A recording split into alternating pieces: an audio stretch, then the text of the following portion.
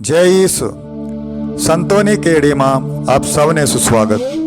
સ્તોત્ર સંહિતા 34:7 કહે છે, પ્રભુજીનો દૂત લે છે ભક્તોની સંભાળ, ચોપાસેથી પેરો ભરી કરે છે ઉગાર. આજે 19મી સપ્ટેમ્બર સંત જાનવારિયસ જે ધર્માધ્યક્ષને શહીદ હતા તેઓના તહેવારની ધર્મસભા આજે ઉજવણી કરે છે. તેઓ ધર્માધ્યક્ષ હતા. સમ્રાટ ડિયોક્લેશિયન્સે ગુજારેલા અત્યાચારોનો તેઓ ભોગ બન્યા.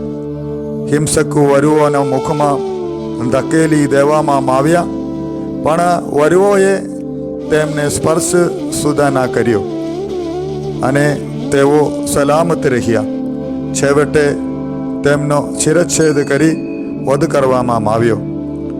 એવું મનાય છે કે તેમના તહેવારે પ્યાલામાં થીજેલું તેમનું લોહી દર વર્ષે પીગળે છે. જે ગણનાને લઈને તેઓ વિશ્વભરમાં જાણીતા બન્યા. તેમના પર્વ દિને હજારો લોકો પૂરી શ્રદ્ધા સાથે ખ્રિસ્ત યજ્ઞમાં ભાગ લઈ પરમપ્રસાદ ગ્રહણ કરે છે. તેઓ નેપલ્સના રક્ષક સંત મનાય છે. આપણે આપણું જીવન આ દુનિયામાં પ્રભુ માટે જીવીએ અને તેના મહિમાર્થે સંપૂર્ણપણે સમર્પિત થઈ જઈએ, જેથી આપણે પ્રભુના મહિમામાં જોડાઈ જઈએ.